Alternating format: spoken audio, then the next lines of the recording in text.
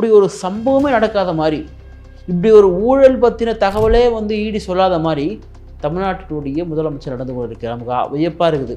திமுகவுடைய ஊழல் அப்படின்னு சொன்னால டக்குன்னு ஞாபகம் வருது எல்லாருக்குமே தியாகி செந்தில் பாலாஜி தான் ஞாபகம் வருவார்.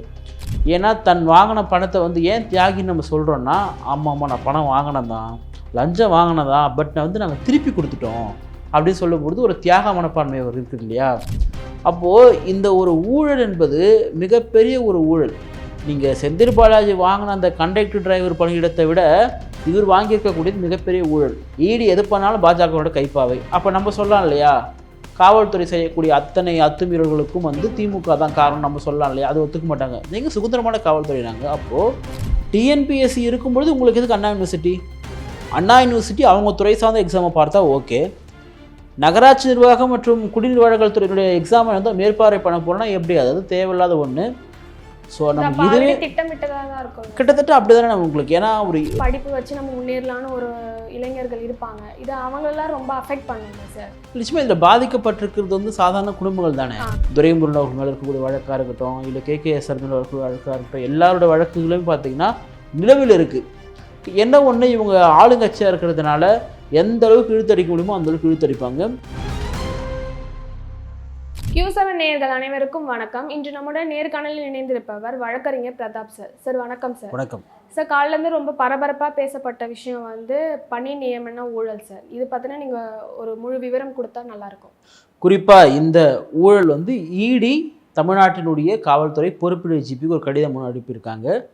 நகராட்சியினுடைய குடிநீர் வழங்கல் துறை, அந்த துறையினுடைய அமைச்சராக இருக்கக்கூடியவர் திரு KN நேரு அவருடைய அந்த மேற்பார்வையின் கீழாக நடைபெற்ற இந்த பணி நியமனம், அதுக்காக பெறப்பட்ட லஞ்சம் கிட்டத்தட்ட இவங்க சொல்லக்கூடியது 25 லட்சத்துலேருந்து 35 லட்சம் வரைக்கும் ஒவ்வொரு போஸ்டிங் வாங்கியிருக்காங்க அப்படின்னு சொல்லப்படுது. ஆனால் இவங்க என்ன சொல்கிறாங்க, நாங்கள் வந்து ரொம்ப வெளிப்படையாகவே நடத்தணும், குறிப்பாக அண்ணா யூனிவர்சிட்டி மூலமாக தான் எக்ஸாமே கண்டக்ட் பண்ணணும்னு சொல்லிட்டு அண்ணா யூனிவர்சிட்டியும் உள்ளே கோத்து விட்றாங்க தமிழ்நாட்டினுடைய அரசு, இந்த KN நேரு அவர்கள். இந்த ஊழல் இவங்க எப்படி கண்டுபிடிக்கிறாங்க அப்படின்னா, KN நேருடைய சகோதரர்கள் நிறைய பேர் இருக்கிறாங்க. நீங்கள் ரவிச்சந்திரன் குறிப்பிட்ட இன்னும் சில பேர்லாம் இருக்கிறாங்க. இவங்களெல்லாம் சார்ந்த அந்த ரைடு அவங்ககிட்ட ஆய்வு பண்ணும்போது இது போல் தகவல்கள் எடுத்திருக்காங்க. இதில் கிட்டத்தட்ட ஒரு 150 பேர்கிட்ட வந்து இவங்க வந்து வெளிப்படையாகவே பணம் பெற்றுக்கொண்டு தான் இந்த மாதிரி பணி நியமனங்கள் பண்ணியிருக்காங்க அப்படின்ட்டு சொல்லப்படுது. நம்ம என்ன கேட்குறோன்னா, பொதுவாக தமிழ்நாட்டில் இன்றைக்கி வந்து ஒரு அரசு வேலை கிடைக்கிறதுன்றது பார்த்திங்கன்னா ஒரு சாதாரண விஷயமே கிடையாது. பெரும்பாலும் நமக்கு பல விமர்சனங்கள் இருந்தாலுமே கூட தமிழ்நாட்டில் டிஎன்பிஎஸ்சி நடத்தக்கூடிய தேர்வு கிட்டத்தட்ட 90-95 விழுக்காடு சரியாக தான் இருக்குது. ஏன்னா இன்றைக்கி பல பேர் எழுதக்கூடிய ஒரு தேர்வுமே பார்த்தீங்கன்னா டிஎன்பிஎஸ்சி தான் அதிகமாக ப்ரிப்பேர் பண்ணுறாங்க, அதை தான் வந்து எழுதுகிறாங்க. ஆனால் இவங்க வந்து டிஎன்பிஎஸ்சி நடத்தலை. அதான் நீங்கள் தெளிவாக பார்க்கணும். டிஎன்பிஎஸ்சி நடத்தலை. இது நேரடியாக இந்த நகராட்சி துறை சார்பாக வழங்கப்பட்ட ஒரு பணி நியமனம். அதனுடைய மேற்பார்வை தான் யார் பண்ணியிருக்கிறதுனா அண்ணா யூனிவர்சிட்டி மேற்பார்வை பண்ணியிருக்கு. கிட்டத்தட்ட இது வந்து நாங்கள் அதிமுகவுடைய ஆட்சியில் வந்து நிரப்பப்படாத பணியிடங்களாக நாங்கள் பண்ணியிருக்கோம் அப்படின்றது சொல்லியிருக்காங்க. சரி, இதுக்கான சர்க்குலர் நீங்கள் என்ன பண்ணீங்கன்னு கேட்டால், நாங்கள் வந்து தனியாக வந்து ஒரு வெப்சைட் வந்து க்ரியேட் பண்ணோம், அதன் மூலமாக தான் டாக்குமெண்ட் நாங்கள் கொடுத்து அதன் மூலமாக தான் வாங்கினோம், நாங்கள் எல்லாமே சரி பார்த்து தான் பண்ணியிருக்கோம். ஈவன் இந்த பணியை வந்து கொடுத்தவரை இப்போ தான் முதலமைச்சர் கையில் தான் வந்து கொடுத்துருக்காங்க. அதாவது வந்து பணம் எனக்கு புகழ் உங்களுக்கு அப்படின்ற மாதிரி இவங்க பண்ணியிருக்காங்க. ரெண்டாவது, இந்த ஊழல் அப்படின்றது நம்ம ரொம்ப சாதாரணமாக கடந்து போகக்கூடிய விஷயமே கிடையாது. ஈடி சொல்லக்கூடியது 150 பேர்கிட்ட லிஸ்ட் எங்ககிட்ட இருக்குது அப்படின்னு அவங்க சொல்கிறாங்க. இதில் பணி நியமனம் பெற்றவங்க நீங்கள் 2500க்கும் மேற்பட்ட போஸ்டிங் அப்படின்னு சொல்லும் பொழுது, நீங்கள் சாதாரணமாக ஒரு 30 லட்சம் வச்சா கூட கிட்டத்தட்ட வந்து 900 கோடி கிட்ட வருது. அப்போ இது எவ்வளோ பெரிய ஊழல் பாருங்கள். மிகப்பெரிய இந்த ஆண்டினுடைய இமாலய ஊழல், மிகப்பெரிய மெகா ஊழல்னால் இதுதான். இப்போ ஏன் வந்து காவல்துறைக்கு அனுப்புகிறாங்கன்னா அதுதான் ப்ரொசீஜர். நீங்கள் பிஎம்ல ஆக்ட் படி பார்த்தீங்கன்னா காவல்துறை தான் முதல்ல அனுப்புவாங்க, அதன் பிறகு வந்து ஈடி உள்ளே வருவாங்க. அதாவது திமுகவுடைய ஊழல் அப்படின்னு சொன்னால டக்குன்னு ஞாபகம் வருது எல்லாருக்குமே தியாகி செந்தில் பாலாஜி தான் ஞாபகம் வருவார். ஏன்னா தன் வாங்கின பணத்தை வந்து ஏன் தியாகின்னு நம்ம சொல்கிறோன்னா, ஆமாம் நான் பணம் வாங்கினேன் தான், லஞ்சம் வாங்கினதா, பட் நான் வந்து நாங்கள் திருப்பி கொடுத்துட்டோம் அப்படின்னு சொல்லும்பொழுது ஒரு தியாக மனப்பான்மை அவர் இருக்குது இல்லையா. ஸோ அவர் தான் நமக்கு வந்து இந்த ஈடினாலே அவர் தான் ஞாபகம் வருவார். இன்றைக்கு அதற்கெல்லாம் டஃப் கொடுக்குற அளவுக்கு பார்த்தீங்கன்னா KN பண்ணியிருக்காரு. ஏற்கனவே வந்து அவர் வச்சுட்டு இருக்கக்கூடிய கார் ஒன்று பார்த்தீங்கன்னா ரொம்ப விமர்சனமாச்சு. யாருக்கிட்டையுமே இல்லாத ஒரு காரு, வெளிநாட்டிலேருந்து இறக்குமதி பண்ணாங்க. ஆனால் இவங்க பின்புலலாம் நீங்கள் எடுத்து பாருங்கள், இவங்கெல்லாம் வரும்பொழுதே தமிழ்நாட்டுக்கு வரும்பொழுதே பார்த்தீங்கன்னா மிகப்பெரிய கோடீஸ்வரலாக இருந்திருப்பாங்களா, மிகப்பெரிய செல்வந்தர்களாக இருப்பாங்க அப்படிலாம் கிடையாது. எல்லாருமே சாதாரணமாக வந்திருப்பாங்க. ஈவன் அவங்கவுங்க சார்ந்திருக்கக்கூடிய சமூகத்தின் பால் கொஞ்சம் அவங்க வந்து பணம் வச்சுருக்கலாம், பல பேர் சொரண்டி நிலம் வச்சுருக்கலாம், இது போன்ற விஷயங்கள்லாம் வச்சுருக்கணும். தவிர இவங்கெல்லாம் அடிப்படையில் இவ்வளோ பேர் செல்வந்தர்களாக இருக்கிறதுன்னு வாய்ப்பே கிடையாது. ஆனால் விலை உயர்ந்த காரில் போகிறாங்க, விலை உயர்ந்த வீடு கட்டுறாங்க, இவர்களை சார்ந்த இவங்க சகோதரர்கள்லாம் செல்வ செழிப்பாக இருக்காங்கன்னா இதுக்கெல்லாம் எங்கேருந்து பணம் வருதுன்னா இங்கேருந்து தான் பணம் வந்து வருது. அப்போது இந்த ஒரு ஊழல் என்பது மிகப்பெரிய ஒரு ஊழல். நீங்கள் செந்தில் பாலாஜி வாங்கின அந்த கண்டக்டர் டிரைவர் பணியிடத்தை விட இவர் வாங்கியிருக்கக்கூடியது மிகப்பெரிய ஊழல். கிட்டத்தட்ட பார்த்தீங்கன்னா ஒரு 10 பேர்கிட்ட வந்து ஹவாலா மூலமாக வந்து பணம் பரிவர்த்தனை செய்யப்பட்டிருக்கு அப்படின்றதுமே ஈடி தரப்பில் வந்து சொல்லப்படுது. ஆனால் இப்படி ஒரு சம்பவமே நடக்காத மாதிரி, இப்படி ஒரு ஊழல் பற்றின தகவலே வந்து ஈடி சொல்லாத மாதிரி தமிழ்நாட்டினுடைய முதலமைச்சர் நடந்து கொண்டு இருக்கு. நமக்கு வியப்பாக இருக்குது. ஏன்னா இதை பற்றின ஒரு சின்ன சலசலப்பு கூட உங்களுக்கு ஏற்படலை. நம்ம தான் பேசிகிட்டு இருக்கோம், இவ்வளோ ஊழல் பண்ணியிருக்காங்களே, ஈடி உள்ளே வந்திருக்கே, நம்ம தான் பேசிகிட்டு இருக்கோமே தவிர அவங்க சார்பாக எந்த சலசலப்பும் இல்லை. அடுத்து ரெட் ஜெயின்ட்டுடைய படம் எது தயாரிப்பாங்க, நம்ம எந்த படத்துக்கு போயிட்டு எப்படி ரிவ்யூ போடலான்ற நிலையில் வந்து முதலமைச்சர்களும் துணை முதலமைச்சர்களும் வந்து இருக்கிறாங்க. இதை பற்றின ஒரு துளி கூட பார்த்தீங்கன்னா அவங்க எந்த விதமான கவலையுமே படலை. அப்படின்னா ஈடி நிச்சயமாக உள்ளே வருவாங்க. எனக்கு தெரிஞ்சு இந்த ஒரு 6 மாத காலத்திலே பார்த்தீங்கன்னா உங்களுக்கு இதை பற்றின ஒரு எஃப்ஐஆரோ இல்லை குற்றப்பத்திரிக்கையோ தாக்கல் பண்ண முடியாது. ஏண்டானா அவ்வளோ சீக்கிரம் நடக்கிறதுன வாய்ப்பு கிடையாது. ஆனால் இந்த ஊழலை மக்கள் மத்தியில் கொண்டு சொல்ல வேண்டியது ஒவ்வொரு ஜனநாயகத்தினுடைய கடமை. ஏண்டானா இப்போ இவ்வளோ பணமும் யாருன்னு கேட்டால் நம்முடைய பணங்கள் தான். சாதாரண ஏழை எளிய மக்கள் தனக்கு எப்படியாவது வேலை கிடச்சிடாதன்றதுக்காக இவங்க கேட்டதுனால அவங்க கொடுத்துருக்காங்க. அப்போ லஞ்சம் கொடுத்தது மட்டும் தப்பு இல்லையாங்கன்னா நீங்கள் கேட்குறீங்க, அது எவ்வளோ பெரிய தப்பு. அப்போ அவன் வந்து ஏதோ ஒரு வகையில் நமக்கு ஒரு அரசு வேலை கிடைக்காதா அப்படின்றத ஒவ்வொரு குடும்பங்களும் பார்த்திங்கன்னா அரசு வேலைக்கு ஒரு கனவு வச்சுருக்காங்க. ஏன்னா நமக்கு நிரந்தரமான ஒரு பணி கிடைக்குது, பணிக்கு பிறகான ஒரு பாதுகாப்பு கிடைக்குதுன்னு சொல்லிட்டு பல விஷயங்களுக்காக தான் இது போன்ற விஷயங்கள்லாம் பண்ணுறாங்க. அப்போது இந்த தேர்வே முதல்ல டிஎன்பிஎஸ்சி நடத்தலை. டிஎன்பிஎஸ்சி நடத்திருந்தாலாவது ஓரளவுக்கு வெளிப்படைத்தன்மை இருக்கும். ஏன்னா ஓரளவுக்கு நம்பகத்தன்மை உள்ள ஒரு தேர்வாக பார்க்கப்படுது. இப்போ இவங்க போஸ்டிங் கொடுத்துருக்காங்க இல்லையா, இதுக்கு முன்னாடி சார்ந்த வழக்குகள்லாம் இருக்குது. என்னென்னா இவங்க உரிய இடஒதுக்கீட்டை பயன்படுத்தவில்லை. உதாரணத்துக்கு பார்த்திங்கன்னா தமிழ் வழியில் படித்தவர்களுக்கான இடஒதுக்கீடு இருக்குது, அதை வந்து சரியாக பயன்படுத்தலை. அதே போல் ஒவ்வொரு சாதிக்குமான இடஒதுக்கீட்டை வந்து இவங்க சரியாக பின்பற்றலை. அதுக்காக பார்த்தீங்கன்னா உச்சநீதிமன்றம் போயிட்டு அப்புறமா அங்கே ஸ்டே வாங்கிட்டு வந்து அதுக்கப்புறம் தான் கவர்மெண்ட் வந்து இந்த ஃபங்க்ஷன் பண்ணுறாங்க, படி நியமனம் வந்து கொடுக்கறது. அப்படி கொடுக்கப்பட்டது தான் இன்றைக்கி ஈடி கண்டுபிடிச்சிருக்காங்க. நிச்சயமாக இது வந்து மிகப்பெரிய ஒரு பேசு பொருளாக மாறும். என்னென்னா திமுக சார்ந்தவங்களுக்கு நாங்கள் யாராவது ஊழல் குற்றச்சாட்டில் நாங்கள் வந்து நிரூபணப்பட்டிருக்கிறோமா அப்படின்னு சொல்லிட்டு கேட்பாங்க. திரு பொன்முடி அவர்களுக்கு உயர்நீதிமன்றம் வந்து நீங்கள் ஒரு குற்றவாளி சொல்லிட்டு தண்டனை கொடுத்துச்சு. ஆனால் உச்சநீதிமன்றம் இன்றைக்கு அவருடைய தண்டனையை நிறுத்தி வச்சுருக்காங்க, விடுதலை பண்ணல, நிறுத்தி தான் வச்சுருக்காங்க. அப்போ அது போல் தான் இவங்க பார்த்தீங்கன்னா பல வழக்குகளில் பார்த்தீங்கன்னா நீங்கள் துரைமுருகன் அவர்கள் மேலே இருக்கக்கூடிய வழக்காக இருக்கட்டும், இல்லை கேகேஎஸ்ஆர் மேலே இருக்கக்கூடிய வழக்காக இருக்கட்டும், எல்லாரோட வழக்குகளையும் பார்த்தீங்கன்னா நிலவில் இருக்குது. என்ன ஒன்று இவங்க ஆளுங்கட்சியாக இருக்கிறதுனால எந்த அளவுக்கு இழுத்தடிக்க முடியுமோ அந்த அளவுக்கு இழுத்தடிப்பாங்க. இங்கே உங்களுக்கு தண்டனை கொடுத்தா கூட நீங்கள் உச்சநீதிமன்றத்துக்கு போது போவாங்க. 2G வழக்கே அப்படி தானே, சிறப்பு நீதிமன்றம் எங்களை விடுதலை செய்து விட்டதுன்னு சொல்லிட்டு இன்றைக்கும் நான் ராசா பேசுகிறார் இல்லையா. ஆனால் 2Gயில் வந்து ஊழலே நடக்கலை அப்படின்றத மக்கள் சொல்லுவாங்க. அதனால தான் திமுகவிற்கு அந்த 2G மேட்ரு வரும்பொழுது மிகப்பெரிய ஒரு பின்னடைவை வந்து சந்தித்தது. இன்றைக்கி இந்த ஒரு ஊழல் வந்து ஈடியின் மூலமாக அம்பலமாக இருக்குன்னா இது நிரூபணமானால் அது இந்த 6 மாதத்தில் நிரூபணமாகுன்றது நமக்கு நம்பிக்கை கிடையாது. அதுக்குள்ளே வந்து ஈடி எந்த ஃபங்க்ஷனும் பண்ண முடியாது. ஆனால் இதை பற்றின தகவல் மக்கள் மத்தியில் அதிகமாக போகும்பொழுது திமுகவின் மீது ஏற்கனவே இருக்கக்கூடிய அந்த வெறுப்புணர்வு, திமுகவின் மீது இருக்கக்கூடிய அந்த கசப்புணர்வு இன்னும் அதிகரித்து ஆட்சி மாற்றத்திற்கு இந்த ஊழல் மிகப்பெரிய ஒரு வழிவகை செய்யும் அப்படின்றத நம்புகிறேன் நான். கஷ்டத்தில் இருக்கிறவங்களுக்கு படிப்பு மட்டும்தான் கடைசியான ஆயுதமாக நம்ம வந்து பார்க்கப்படுறோம். ஸோ இதில் வந்து நம்மள்கிட்ட வந்து படிப்பு வச்சு நம்ம முன்னேறலான்னு ஒரு இளைஞர்கள் இருப்பாங்க. இது அவங்களெல்லாம் ரொம்ப அஃபெக்ட் பண்ணும்ல சார்? நிச்சயமாக இதில் பாதிக்கப்பட்டிருக்கிறது வந்து சாதாரண குடும்பங்கள் தானே.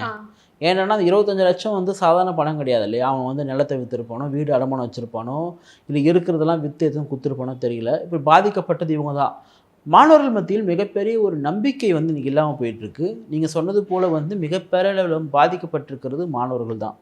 ஏன்னா இன்றைக்கி நான் முன்னாடியே சொன்ன மாதிரி இந்த அரசு வேலைன்றதே எல்லாருடைய ஒரு கனவாக இருக்குது. ஆனால் அதில் போக்குறது அவ்வளோ ஈஸியானது கிடையாது. நீங்கள் பாருங்கள், இன்றைக்கி எத்தனையோ பேர் ஒரு காலத்தில் வந்து வீட்டுக்கு ஒரு டீச்சர் இருந்தாங்க, இப்போ வீட்டுக்கு ஒரு இன்ஜினியர் வந்து உருவாகிட்டாங்க. ஆனால் எல்லாருமே வந்து படிச்சிருக்காங்க, அதற்கு உரிய தகுதியான வேலை கிடையாது. எனக்கு தெரிந்த நிறைய சகோதர சகோதரிகள் பிஎட் முடிச்சிருப்பாங்க, ஆனால் அதற்கேற்ற வேலை அவங்களுக்கு கிடைச்சிருக்காது. இங்கே இருக்கக்கூடிய டெட்டு இது போன்ற பல காரணங்களுக்காக அவங்களாம் இன்றைக்கி வந்து ஏதோ ஒரு கம்பெனியில் போய்ட்டு ஒரு சாதாரண வேலை செஞ்சுட்ருப்பாங்க. இன்றைக்கி தமிழ்நாட்டில் வந்து யாருமே வந்து தான் படித்த படிப்புக்கு வேலை செய்கிறது கிடையாது. யாருக்கும் அதுக்கான வாய்ப்புகளும் அரசு உண்டாக்கி தர்றது கிடையாது. ஏன்னா அரசு வேலை வந்து இன்றைக்கி வந்து அரசுக்கு பணம் வரக்கூடிய ஒரே ஒரு துறை டாஸ்மார்க் துறை. அப்போ எல்லாருமே டாஸ்மார்க் போயிட முடியுமா? ஒரு மாவட்ட ஆட்சியருடைய வேலையாக நான் என்ன பார்க்குறேன்னா மாவட்டத்தை நிர்வாகம் பண்ணுவது. ஆனால் இந்த கவர்மெண்ட் என்ன பண்ணுது, திமுக கவர்மெண்ட்டு உன்னுடைய மாவட்டத்துக்குள்ளே எத்தனை கடைகளில் எவ்வளோ கோடி சரக்கு விற்றுருக்கு, ஒரு மாவட்ட ஆட்சியோட வேலை இதை பார்க்க சொல்கிறாங்க. அப்போது மாவட்ட ஆட்சியருடைய வேலை இதை பிரித்து விட்றாங்க. அதுக்கு ஒரு இயக்குனர், அதுக்கு ஒரு பணியாளர்னு சொல்லிட்டு, அதாவது நகைச்சுவை சீமான் கூட சொல்லுவார், படிச்சுட்டு போய் சாராயம் வைக்க போகிற, படிக்காதவனாவது நல்லா மாடு மேய்ச்சி பால் கறக்குறாண்டா அப்படின்ற மாதிரி சொல்லுவார் சீமான்.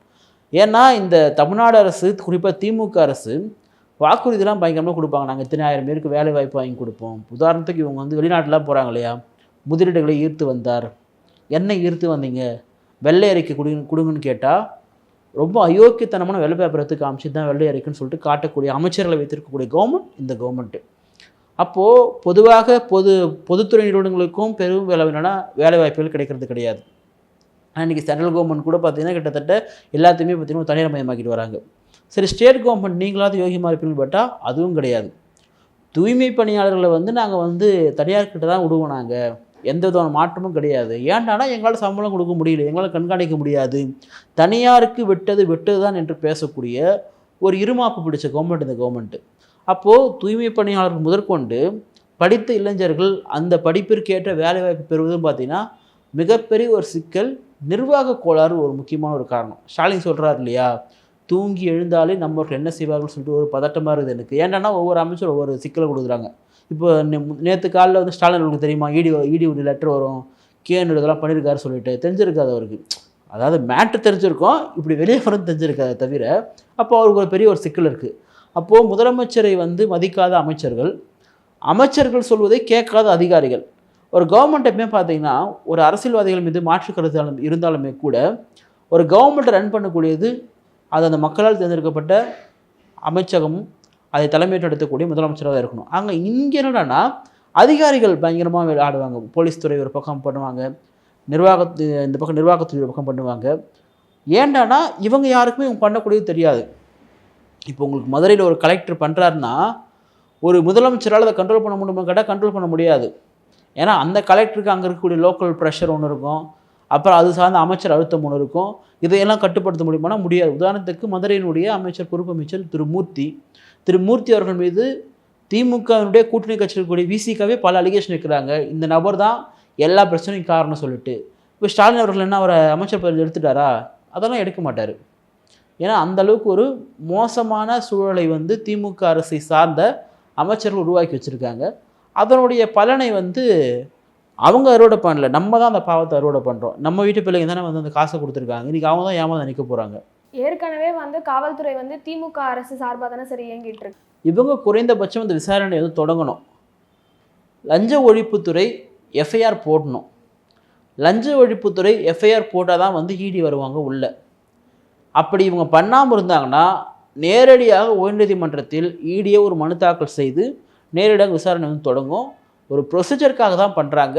பட் அந்த ப்ரொசீஜரை இதனால் வரைக்கும் இவங்க வந்து பின்பற்றலை. இவர் இது சொல்கிறார் இல்லையா, இதெல்லாம் நகைப்புக்குரியது, இதெல்லாம் வந்து பாஜகவினுடைய கைப்பாவையாக இடி மாறிவிட்டது. அதாவது இடி எது பண்ணாலும் பாஜகவோட கைப்பாவை. அப்போ நம்ம சொல்லலாம் இல்லையா, காவல்துறை செய்யக்கூடிய அத்தனை அத்துமீறல்களுக்கும் வந்து திமுக தான் காரணம் நம்ம சொல்லலாம் இல்லையா? அது ஒத்துக்க மாட்டாங்க. நீங்கள் சுதந்திரமான காவல்துறை நாங்கள். அப்போது மத்திய அரசின் கீழ் இயங்கக்கூடிய அந்த எந்த நிறுவனங்களாக இருந்தாலும் பார்த்தீங்கன்னா தேர்தல் ஆணையமே பார்த்தீங்கன்னா என்ன சொல்லிட்டாங்க, அது பிஜேபிக்கு ஆதரவாக தான் இருக்குது. சரி, பிஜேபிக்கு ஆதரவாக தேர்தல் ஆணையம் இருக்குது, நீங்கள் எப்படி ஜெயிச்சிங்க? அப்போ இங்கே உங்களுக்கு ஆதரவாக இருந்துச்சா? இந்த தேர்தல் ஆணையத்தின் மீது குற்றம் சுமத்துவது, அந்த ஓட்டு போடக்கூடிய அந்த இவிஎம் மிஷின் மீது குற்றம் சுமத்தக்கூடியதெல்லாம் யார் பண்ணுவாங்கன்னா நம்மளால் ஜெயிக்க முடியலன்னா பண்ணுவாங்க. இப்போ இவிஎம் மிஷின் மோசடி சொல்லி கிளம்பியிருக்காங்களா ஒரு கும்பல், அந்த கும்பலுக்கு வந்து என்னென்னா மத்தியில் நம்மளால் ஆட்சிக்கு வர முடியலையே. ஏன்னா மோடி ஒரு பெரிய கரிஷ்மாட்டிக்குள்ள நபராக இருக்கார். அவர் அரசியல் நமக்கு மாற்று கருத்து இருக்குது, பிஜேபியோட கொள்கையில் மாற்று கருத்து இருக்குது. இருந்தாலுமே அந்த மோடின்ற ஒரு கரிஷ்மாட்டிக் லீடரை இந்திய அளவில் வந்து பீட் பண்ண முடியல. ராஜீவ் காந்தி மாதிரி ஒரு பப்பு மாதிரி ஒரு நபரை எத்தமே நிற்க வச்சுட்டா அவர் பிம்பம் பெருசாக இருக்குது. அப்போ ஒன்று என்ன சொல்கிறாங்க, இவிஎம் மிஷினுடைய இவிஎம் மிஷினில் வந்து குளறுபடி இருக்குது, தேர்தல் கமிஷன் உங்களுக்கு ஆதரவாக இருக்குன்னா அப்போ அதே தேர்தல் கமிஷன் அதே இவிஎம் மிஷின் இங்கே திமுக ஆதரவாக இருக்குன்னு சொன்னால் இல்லை திமுக மட்டும் ஜனநாயகம் வெற்றி பெற்றுடும். திமுகவோ இந்தியா கூட்டணியோ எங்கன்னா வெற்றி பெற முடியலன்னா அங்கே வந்து எல்லா துறைகளும் வந்து மத்திய அரசுடைய கைப்பாவைகளாக மாறிடும். எதிர்க்கட்சி தலைவராக இருக்கும் பொழுது கரூருக்கு போயிட்டு செந்தில் பாலாஜி பேரை சொல்லி இந்த நபர் வந்து உள்ளே இருக்க வேண்டிய நபர்னு பேசுகிறாரு. அதே நபர் திமுக வந்தோன்னு புனிதரா மாறிட்டார். ஈடி ரைட் பண்ணுது, முதலமைச்சர் உட்காந்து செந்தில் பாலாஜி காதலாக பேசுகிறாரு, வீடியோ போடுறாருன்னா அப்போது இது என்ன விதமான முதலமைச்சர், இது என்ன விதமான கவர்மெண்ட் அப்படின்றத நம்ம யோசிச்சு பார்க்கணும். இதில் வந்து அண்ணா யூனிவர்சிட்டி வந்து சம்மந்தப்படுத்திருக்காங்கன்னு சொல்லியிருக்கீங்களா சார்? அதில் அவங்க இந்த கொஷின் பேப்பரு இதெல்லாம் வந்து எப்படி சார் வெளியே வந்துச்சு அந்த நியூஸ்லாம்? இல்லை, அண்ணா யூனிவர்சிட்டியை வந்து சம்மந்தப்பட்டிருக்காங்க. அவங்க தான் வந்து எக்ஸாம் வந்து கண்ட்ரோல் பண்ணியிருக்காங்க. அவங்க தான் வந்து நடத்தியிருக்காங்க, மேற்பார்வை எப்படி அவங்க நடத்தியிருக்காங்க. அவங்க தான் கிட்டத்தட்ட எக்ஸாமுடைய ரிசல்ட்டுமே சொல்லியிருக்காங்க. கேட்டால் அதிமுக இப்படி தான் பண்ணுச்சு அப்படின்றாங்க. ஈவன் பண்ணலாம், ஒரு யூனிவர்சிட்டிலாம் பண்ணக்கூடாதுன்னு கிடையாது. பட் தமிழ்நாட்டுக்குன்னு டிஎன்பிஎஸ்சி ஒன்று இருக்குது. டிஎன்பிஎஸ்சி இருக்கும்பொழுது உங்களுக்கு எதுக்கு அண்ணா யூனிவர்சிட்டி? அண்ணா யூனிவர்சிட்டி அவங்க துறை சார்ந்த எக்ஸாமை பார்த்தா ஓகே. நகராட்சி நிர்வாகம் மற்றும் குடிநீர் வழங்கல் துறையினுடைய எக்ஸாமை வந்து மேற்பார்வை பண்ண போனால் எப்படி? அதாவது தேவையில்லாத ஒன்று. ஸோ நம்ம இதுவே திட்டமிட்டதாக தான் இருக்கும். கிட்டத்தட்ட அப்படி தானே நம்ம உங்களுக்கு. ஏன்னா ஒரு அண்ணா யூனிவர்சிட்டி பார்த்தீங்கன்னா இந்திய அளவில் பார்த்தீங்கன்னா யூனிவர்சிட்டிக்கு ஒரு பெரிய மதிப்பு இருக்குது. ஏன்னா மெத்த படித்தவர்கள், நிறைய கோல்டு மெடலிஸ்ட், இன்றைக்கி உலகம் முழுக்க இருக்கக்கூடிய பெரிய பெரிய ஆராய்ச்சியாளர்கள்லாம் பார்த்தீங்கன்னா அண்ணா யூனிவர்சிட்டியில் படித்தவங்க. அப்படி அண்ணா யூனிவர்சிட்டியில் யார் வராங்கன்னா வந்து சாதாரண எளிய மக்கள், ஒடுக்கப்பட்ட மக்கள் அதிகமான மதிப்பெண் எடுத்து தேர்வு எழுதி அதன் மூலமாக உள்ளே வந்துடுறாங்க. ஸோ அந்த யூனிவர்சிட்டிக்கு பார்த்தீங்கன்னா ஒரு நல்ல பேர் இருக்குது.